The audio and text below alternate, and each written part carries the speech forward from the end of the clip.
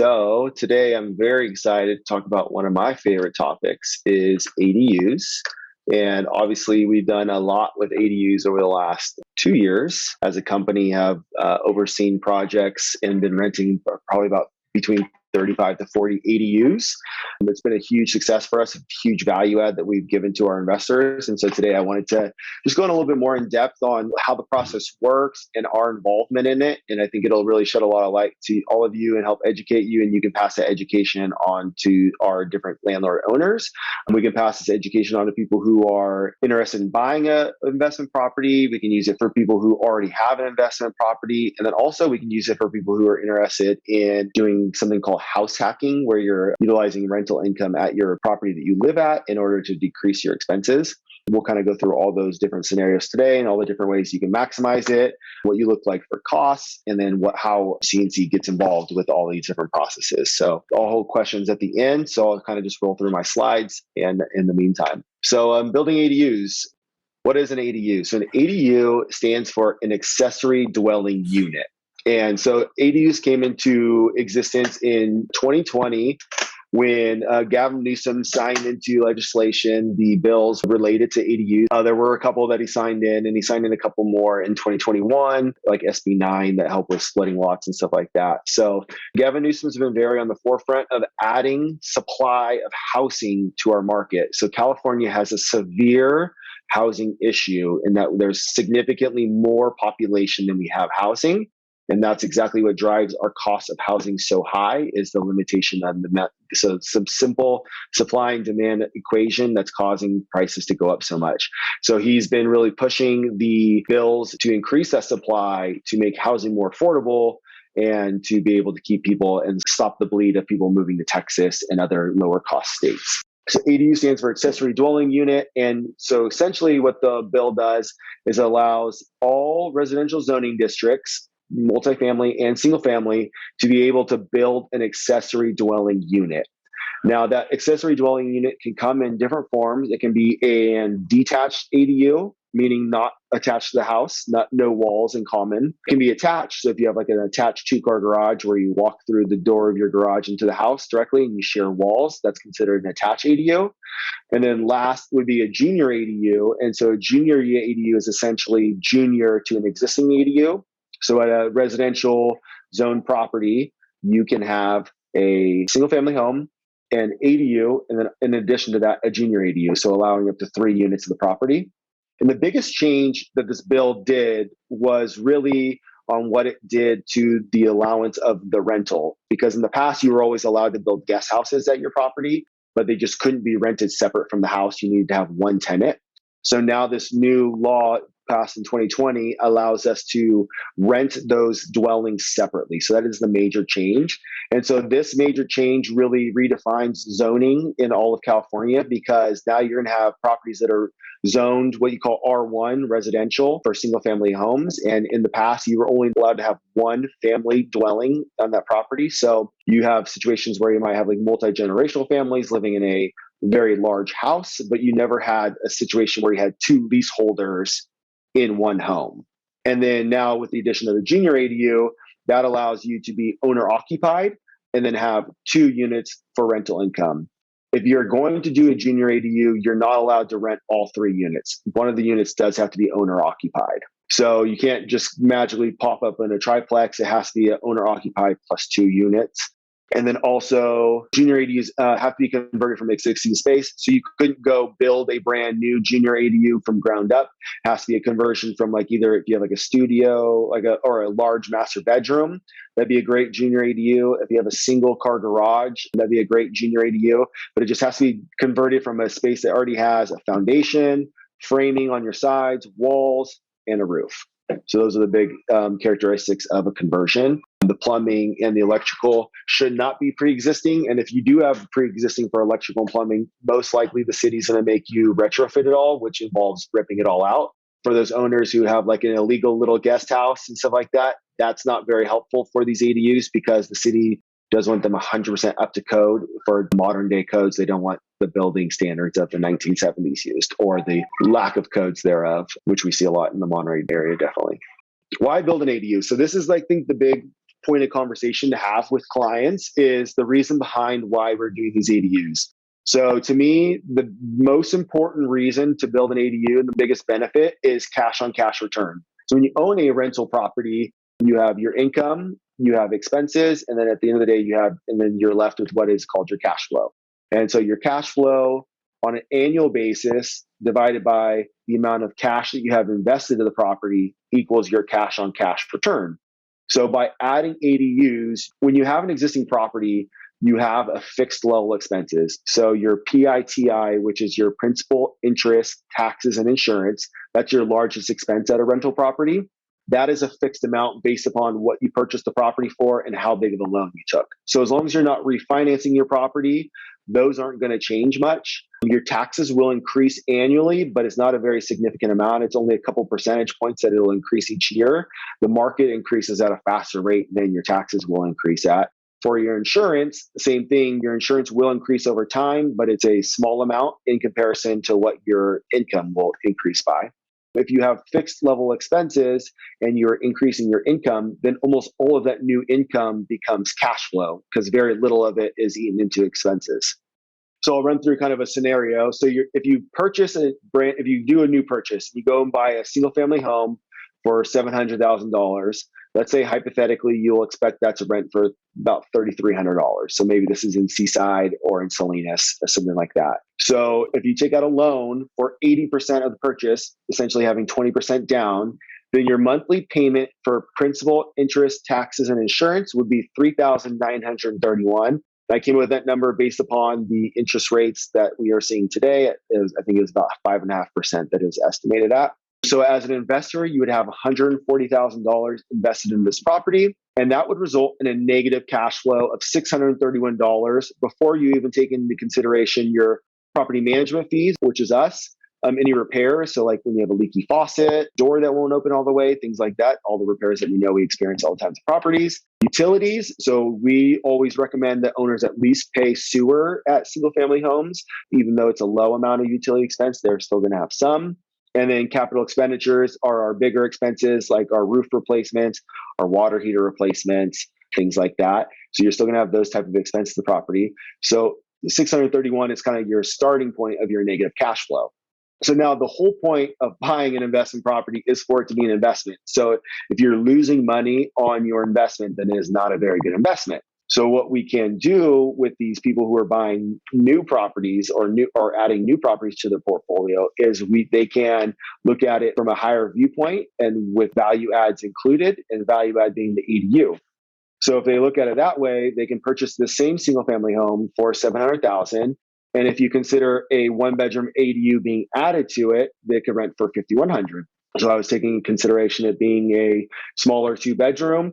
So what you'll see is the rent on the main dwelling, that $3,300 rent that I said before, that's going to come down just a tiny bit because you do lose some things at the property when you put in an ADU, like privacy, right? Once you put in an ADU, you have more than one person living at the property. That results in a decrease of privacy. So you can expect your rent to go down slightly for that. Your yard size might shrink, things like that. But in turn, you're getting that $2,000 added per month for your new rental income. So now you're ending up with a gross income of $5,100 per month. Same scenario, you're going to do 20% down with that same payment amount. That stays fixed and doesn't change. And then now you're going to have to invest more money into building your ADU. So let's say you spend about $100,000 in your ADU. Now you're looking at making a positive $1,169 per month before management, repairs, and utilities and capital expenditures. So would everybody agree that that's a significantly better investment to make $1,170 per month as opposed to losing $631? So the big points to really pay attention here in the talking points is PITI, principal, interest, taxes, and insurance, is your largest expense at a property. So what you're really accomplishing here is you're leveraging that loan amount. You're leveraging that debt to create more at the property, to create more income, and that in turn is increasing your cash flow. We are a huge leverage company. We leverage at every point possible. In real estate, leverage is one of the best strategies for becoming successful. property management in general is a leverage type activity, because if you think about it, an investor hires a property manager to essentially get back more time. They pay a fee so they have more time to spend with their families, the job that they do for full time, or more time to hunt for new properties to invest in. So they're leveraging that PITI as their largest expense. And then, like I keep saying, cash flow is king to investors. Adding an ADU also will increase the value of the property, but ultimately it's increasing that monthly cash flow and making it a worthwhile monthly investment. Scenario number 2 would be somebody who actually owns an existing property. So this would be somebody like our owners at 1285 Wanda. They own an existing property and they have the desire now to add more rental income because it's less expensive for them to add that rental income as opposed to going and buying a whole new property. Does that concept make sense to everybody? Because they don't have to go and buy a second property that's worth $700,000. They can just leverage the one that they already have to double down on that income. So you can now leverage your asset to multiply your returns. So in this scenario, second scenario, this doesn't apply to 1285 Wanda. I was just using them as an example of somebody who might want to do that. So this second scenario is somebody who already owns it. So let's say they bought it about 5 years ago and they took on $400,000 in debt because prices were a lot lower 5 years ago. And so they were able to acquire the same property at a lower price. That's how kind of markets work. And that same property is kind of in the last scenario, it's going to rent for $3,300. Well, now this owner can either finance the cost of that ADU out of their pocket, out of their savings, or they can go to a lender and do what's called a cash out refinance. So with the cash out refinance, you basically are replacing your existing debt with new debt. That new debt allows you to get cash out of the property. And then instead of taking that cash and putting it in your pocket or going on vacation, you act as a smart investor and you reinvest it into your property. And by reinvesting into your property, you're going to increase your property value and increase your cash flow. By doing that refinance, they might have their PITI increase from $2,977 to $3,677. So that's a $700 difference. Like I said, take that money out, put it into the ADU, and then now they're going to have that same rental value increase to $5,100. So they're going to see their gross income increase by $1,800 and their PITI, biggest expense, only go up by $700. Thereby creating about $1,100 delta. Now, there will be a very small incremental increase for them in management fees, repairs, utilities, and CapEx, but those are all minor expenses in comparison to our PITI. Our PITI is by far our largest expense at a property. So that positive cash flow now for that property will increase to $1,423 before those expenses that I just mentioned. So once again, we're leveraging PITI and we're going by the principle of cash flow is king. House hack. Okay, so this is the third way to utilize ADUs, and it's with house hacks. This is a huge opportunity in the market in general, and one of my favorite things. One of my biggest regrets from when I was younger is that I never actually did a house hack, but I think they're absolutely incredible. And if you guys are ever interested in talking more about house hacks, I would love to talk about it with you individually. So a house hack is when you create rental income at the property that you live at. So the most common way in the past that people did that was like, if you hear of somebody who's a young person, maybe a young professional, and they buy a home and they end up renting out the individual rooms to roommates, and they are still the primary leaseholder. So they use that rent from their bedrooms to pay their mortgage. Well, this is the same type of concept, but now you no longer have to share a bathroom and a kitchen with these people. You can have a completely separate dwelling used and create income from it. So you can live in one unit and rent the other out.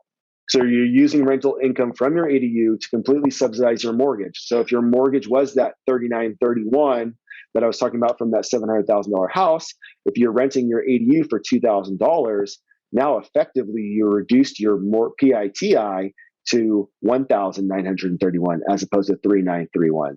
So that's a huge benefit. You're essentially cutting that payment in half. So it makes the affordability significantly greater, and it also increases your ability that you'll qualify for when you're doing a loan. You can purchase properties with as little as 3% down with FHA.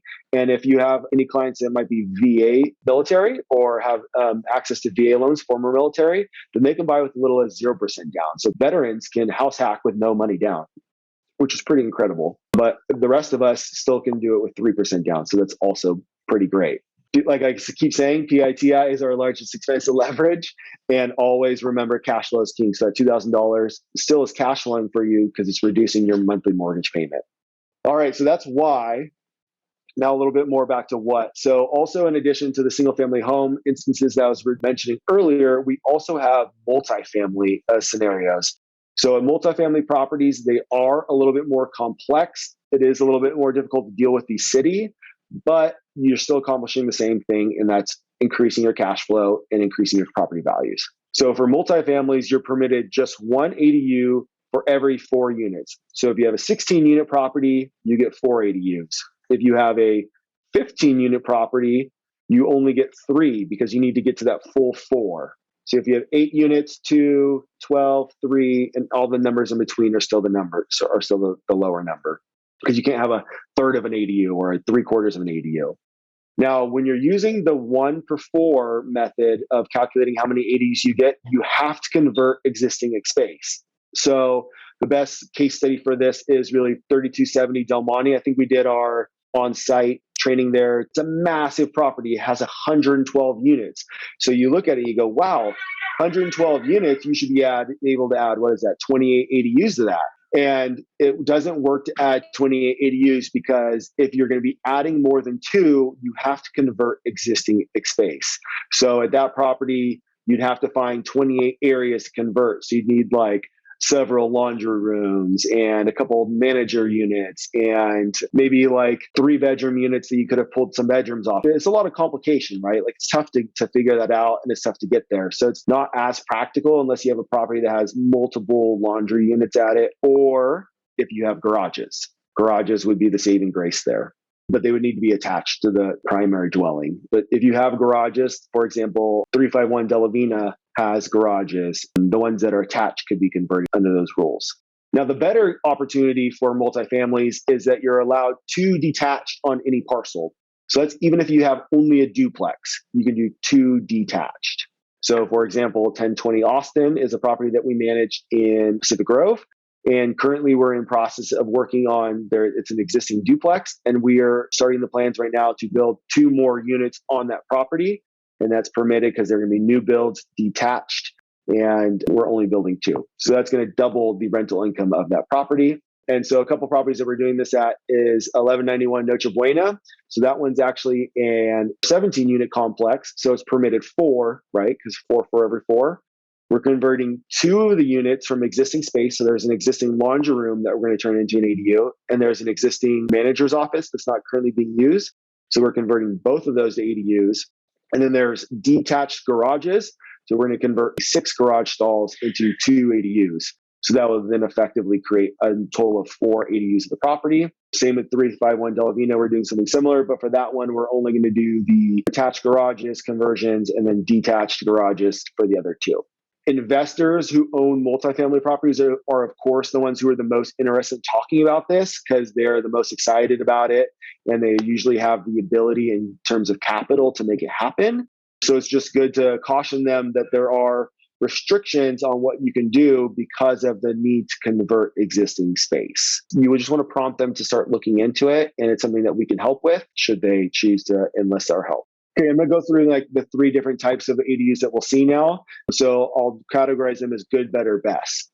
So a good ADU would be to build a brand new ADU on an oversized lot. And I say an oversized lot because if you get a seaside home that is about 1,000 square foot home and it's only on like a 4,000 square foot lot, there's not going to be enough space in any one particular spot to probably build a brand new ADU. It's probably going to always be limited on how much space you have. There are setback laws. Usually in the front yard, it's between 15 to 20 feet, depending on the municipality. And on the sides, it's 3 feet, and in the back, it's 4 feet. So we shrink this already small lot into a smaller lot. It leaves no space left to build on, right? So if you have a bigger lot, like this one is 429 Rain Dollar, that is a 10,000 square foot lot. So on a large 10,000 square foot lot, we have plenty of space to build new.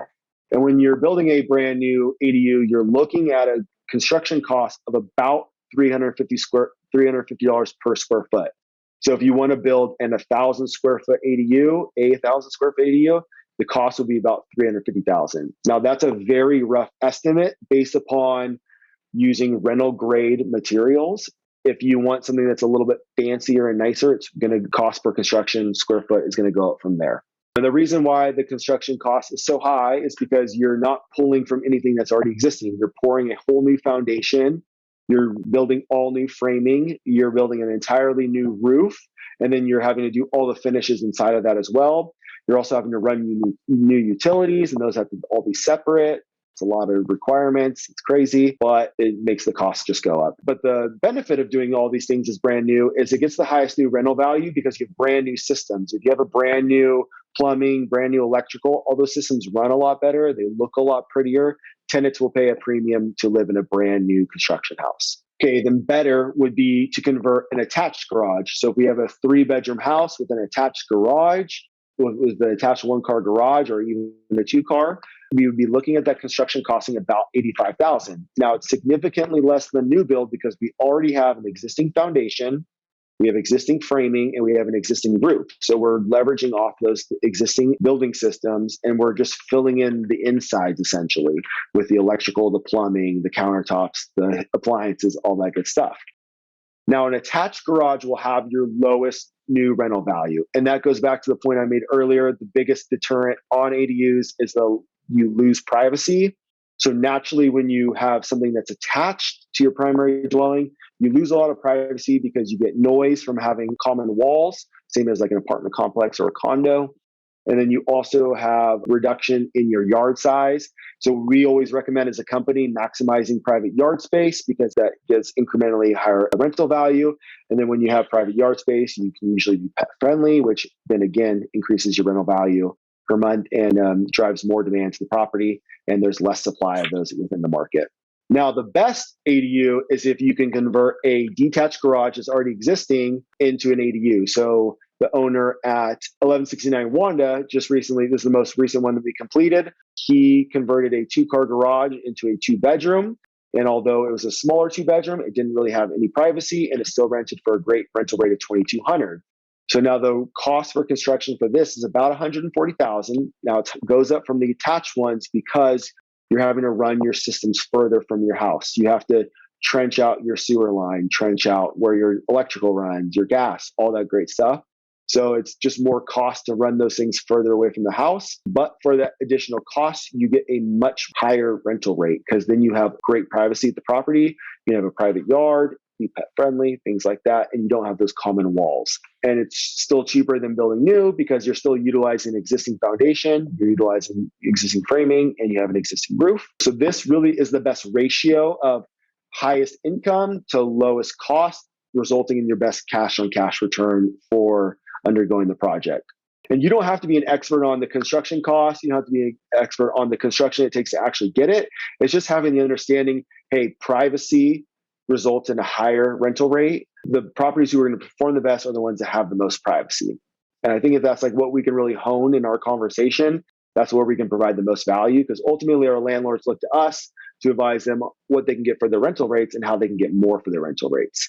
So how they can get more for what they already have existing. Okay, so this is now a timeline for what you're looking at when you do undergo an ADU project. What I usually tell people is you're looking at about 10 months from the time you decide that you want to do an ADU to the time at which you're collecting your first rent check. Now, that is assuming that you respond to everything fairly quickly, like, reasonable turnaround time, 24 to 48 hours, 1 to 2 business days, and that you kind of stay on top of the project. You don't have any delays due to construction, and you don't experience any delays due to like shipping problems. Like right now, getting windows shipped is a nightmare. So you could run into some issues with that. I have one ADU that I built at a property that I personally own, and it's taken almost 2 years now because PG&E had to put a new transformer in order to be able to upgrade the electrical. So 10 months isn't a set in stone rule. There's always exceptions. But if you have basically a pretty straightforward single family home, and then you can bank on that 10 months. So step 1 is you decide to build, right? You get the great idea that you're going to increase your cash flow. Next, you secure your financing. So that might be through the way of a refinance, or it could be through cash savings, but you just make a decision on how you're going to do that. And then last, you confirm the feasibility with your planning department. When you're confirming the feasibility with your planning department, it's really simple to do. All you need to do is Google planning department Monterey, planning department Seaside, whatever the city is that you're going to be building in. If you call into the planning department, they will tell you everything you need to know about it. On the website, it gives you the primary contacts and then additional junior planners. All of them are well versed in the ADU laws now. And I personally know this because I've dealt with most municipalities now on them. The only municipality who's not familiar with them is Delray Oaks. And so we're doing Delray Oaks' first ADU at 825 Portola. They are very confused by the whole process, so it'll be a little bit of a challenge. But Seaside, we've done like 15 to 20 in. So they are well versed. Salinas, we've personally done about 10, but I know a lot of investors who've done even more than us in Salinas. So we've been kind of the leader in Seaside. There's been a couple other people who are really more leading the Salinas stuff. So once you confirm that feasibility with the planning department, then you would engage an architect. So our preferred architect is Housable, and I'll talk about them a little bit later on and how to get in contact with them. The Housable is an amazing platform where they really blend in-person and online tools to accomplish your drawing your plans. And so they're based out of San Francisco. They won't ever actually come out to the property. They'll just ask you to take a couple measurements to confirm the site map that they can get online. And then everything else from there, they're able to do remotely. And then they might just have a few questions here and there on certain layouts where a tree lies, things like that. But other than those few questions, they're able to do it. Because they're not in town and because they don't go to the property a lot, they're able to do it for a significantly lower cost, probably about 25% of the cost of what you would pay a local architect to do the same work. Because your local architect is intentionally go to the property several times, they're going to confirm the specifications a lot more. You will get probably a better product from those local people, but from my personal opinion, when you're building for rental value, you want to really focus on what the cash flow, what the result is, and what your net cash on cash return result is. And so if you're spending more, you're going to, in effect, have lower cash flow because having just a little bit better specifications isn't really going to improve your rental value. Having privacy or being pet friendly, those are the things that are going to increase your cash flow the most. So those are things that the homeowner ultimately is going to know how to do, and us as property managers. After Housable draws the plans, then you'll work directly with the city, get the plans approved. So how it typically works is you submit those plans, Housable or your architect gives you. You include a permit application, which is usually just like a simple 1 to 2 page application. And then you'll work with the city on getting them approved. Some cities will approve them on their first submission, like Seaside now is so in sync with Housable from us working with them so much is that we get approvals on the first try. If you work in a municipality like the city of Monterey, you're going to have probably like 10 revisions because they just have a lot more nitty gritty requirements and they're not as well versed. They haven't done as many. So you run into more issues. So Housable or your architect will help you move through those. And then once you get your plans approved, you'll start to build your ADU, whether that be either ground up construction or converting your extra space. And then once that is completed, you get that ultimate result that you're looking for is collecting that increased cash flow. Okay, so Housable, the way that you get in contact with them is just going to housable.com. Go to the website. It's super easy to use. They have a little submission bar, I guess a landing page, I guess you call it. And you enter your property address, submit it. It gives you some preliminary information just based on the zoning that they can pull on the internet. It's all automated. So that'll give you like some preliminary facts about your property and adding an ADU at it. And then once you decide to hire Housable, they will actually go through the feasibility process for you. They'll contact the planning department, and they'll confirm all their assumptions based upon the state laws.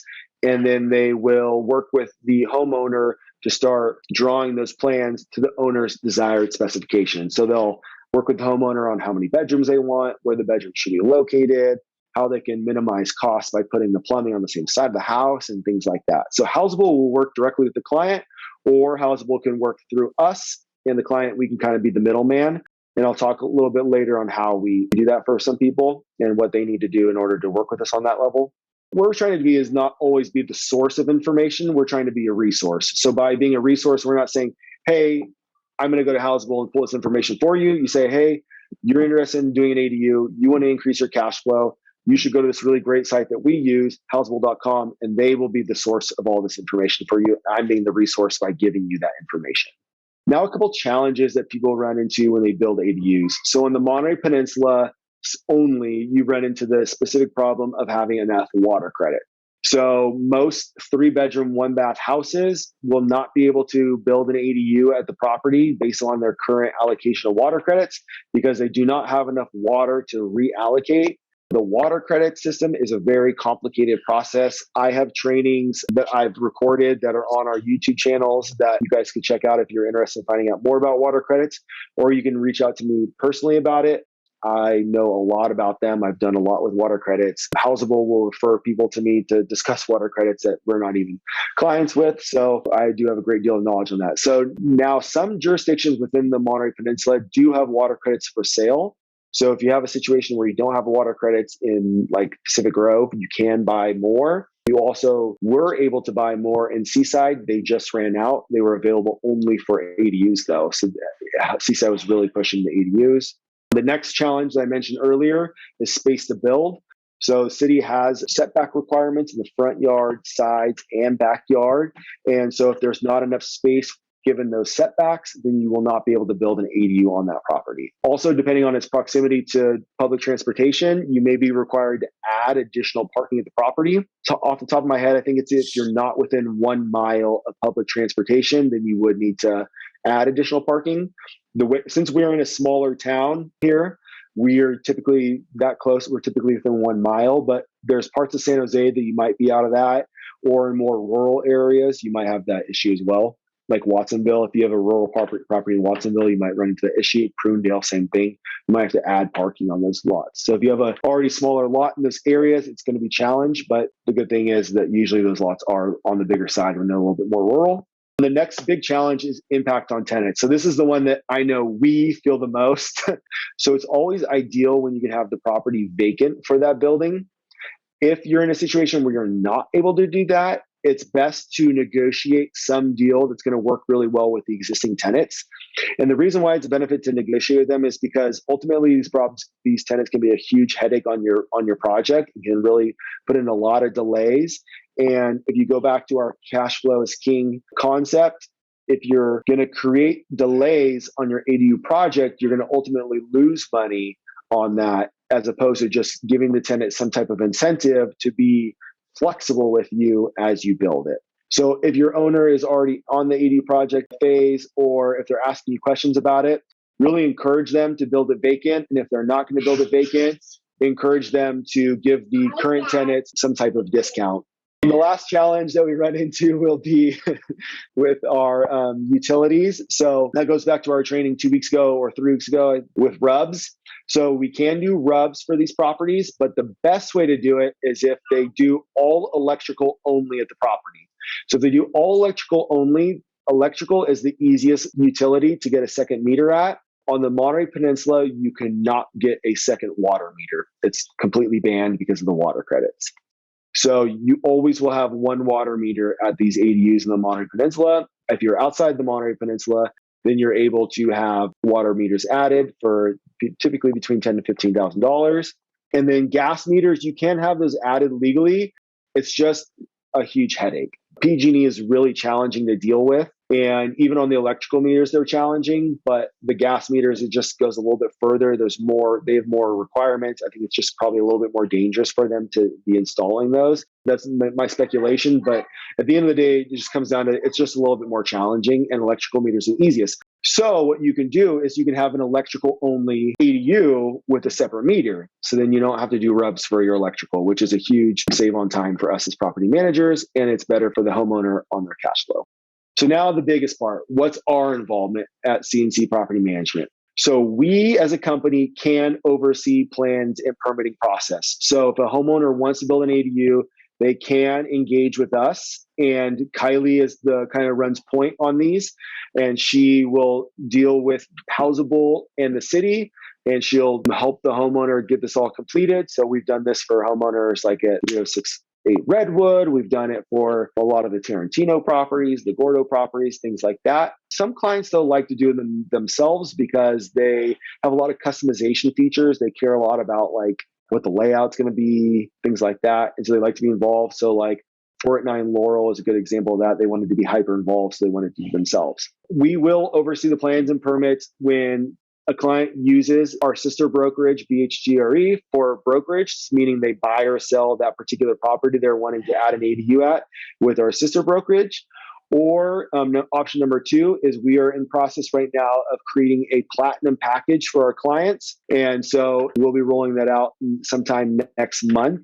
And with that platinum package, they pay us a higher monthly management fee, but in turn, they get more personalized services. And one of those personalized services is that we will facilitate the plans and permit process. They would still be responsible for paying the cost, the hard cost of the ADU with Housable, but we would facilitate that process for no additional cost. So that's how we can oversee the planning and permit process. So if somebody doesn't use our sister brokerage and is not a platinum package client, then they would be overseeing the process on their own. And the way that we could help them then still is telling them, number one, contractors that we can recommend. So as of right now, the two main contractors that we've been recommending are John Tarantino Building and Maintenance. He has built the vast majority of our ADUs that we've done. And second being Valverde Building Construction, and that's Ephraim, who you guys know. And those are the two main companies that we've used so far. They've both built them very successfully. Valverde, in my experience, is typically a little bit less expensive, but requires a little more hand-holding. John Tarantino is slightly more expensive, but is more hands-off and is able to run the process on his own without any oversight and stay more on that calendar that you guys discuss. I think the most important thing to make here, though, is that we are not general contractors. So since we are not general contractors, we cannot oversee the construction of this property. We're not licensed for it. We're not insured for it. Specifically, what a general contractor is paid to do is to do the framing and building at a property. That's their first job. And their second job is to run any job that has more than two subcontractors. So building an ADU, you have plumbing, you have electrical, you have roofs, you have foundations, you have finish work, you have painting, you have a ton of vendors. So that is way too many vendors for anybody who's not a licensed general contractor to handle. It's too much from a liability standpoint, and it's too much from a process required point. And you really need somebody who's a professional and an expert on running those type of jobs. If a homeowner would like to engage on that on their own, it's something they absolutely can do, but they must be familiar with building codes. If not, it's going to end up costing them probably more to run that project on their own than it would have been to just hire a professional. Typically, general contractors make their money by charging an upcharge on the vendors that they're scheduling, but that gives you complete oversight on the project. And a lot of times these people are like out of town or don't have the time to check on their projects. So like that's specifically what a general contractor is doing. So if they're like, hey, CNC, can you keep checking on my project? Say I'm here to help get you in contact with the correct professional who can effectively run your project. And at the end of the day, get you the lowest cost of building while still highest level of output by getting that project finished quickly and getting the highest rental rate. So we can be the resource, not the source. The next thing we can do if we're not overseeing the plans and permits is we can communicate with the tenants regarding expectations. And this is really, to me, our biggest input that we should provide. And so that's when I go back to those challenges of like, should you build your ADU with the tenant living there or not? That's the type of advice that we need to give. The type of advice we need to give also is like, when they're finished with this ADU, what type of rental rates can they expect to get? Also, if they're building the ADU with the tenants living there, how is this going to impact our tenants? Could we expect to lose them, or should we expect to reduce their rate? These are the things that we're experts on and we are ready to give advice on. We really prefer to be the person setting these expectations because we have the knowledge, the know-how. And that really ties into our tribal knowledge, because as a company, we have so many different levels of expertise that we can give that great knowledge and share it. And we do such a great job of sharing it with one another with these trainings, with our Friday meetings, things like that. So we can really hone in and give them the best advice that they need. And then ultimately, our true involvement is renting that ADU once it's completed. Now, pay attention to the wording on this. Once a building final is completed. So we need a building final in order to rent a property. We cannot rent the property just because it looks done on the outside. Doesn't mean that we can go and rent it, because if it doesn't have a building final, it's not habitable and there's no occupancy permit. It's not legal to rent it yet. Once we have that building final in hand, we can absolutely post the property for rent and have somebody move in as fast as possible. All right, so kind of in summary, ADUs, they lead to increased cash flow at your property. They increase your property value. They have a huge positive impact on our community because it increases our housing supply. And the net effect of that, we can see rent prices stabilize and not be jumping up 10% like we had in this last year. And then ultimately for us, it means also an increase in management fees, which is awesome because then we're, again, going back to our growth business and we have the philosophy grow or die. So increasing management fees is always a great positive impact on the business and leads to more company parties, bonuses, raises, all that great stuff. So Soraya, if you come out to my property next week and you see that I have a big detached 2-car garage, what should you bring up to me? You should convert that to an ADU. That's going to increase your cash flow, increase property value, and get more dineros. Exactly. Fantastic. And remember, who controls the conversation? I do. Yes, you do. And also the person who asks the questions. So a great way to phrase it is, that is an awesome big 2-car garage you have out there. Have you ever thought about converting it to an ADU? And if you just ask that one question, you're going to provide immense, huge value to that client because it might be something that they weren't even aware of beforehand. And then if you can tell them, hey, we have options within our company which can help you facilitate that building project, or I can refer you to the companies that you need to get in contact with for you to do it yourself. You're then becoming a thought partner for them and providing massive value. So we have a detached garage, but like you said, there's like the setback rules. And what happens if it's on like a shared lot line and it's like right up against there? Can you still do an ADU? You can. You have to have a 1-hour rated firewall on that side that's on that shared lot. So actually at 464 Cortez and 1169 Wanda, both of those had garages that were directly on the lot line. And so your biggest complication comes when you have to just deal with your neighbor, because when you are working on that side of it, you will have to be in their property. So you will need permission to do that. But as long as you have a good relationship with your neighbor, 464, we don't even have a great relationship with a neighbor. They still were totally fine with it. We actually have a good personal relationship with them. It's just a weird sewer. We have a shared sewer line there. So we don't have a bad relationship. It's just disagreement over a sewer line. But so yes, you can do it. 1-hour rated firewall is the answer of how you would accomplish that. The front yard setbacks are the ones where they won't let you build on the front yard setback. So you'll run into issues more so if you try to build like in your front yard. The cities just basically don't want you to build an ADU in your front yard. They want you to build in your backyard. But you can do it in your front yard. They're just they're going to give you a headache about it because they don't want you to do it. Well, guys, call it a wrap there. If you do have any follow-up questions, please do reach out and definitely start including this in your things that you talk about with your landlords and just pose it as questions to them if they've just ever thought about it. Awesome, guys. Well, have a great rest of your Wednesday today. A little later.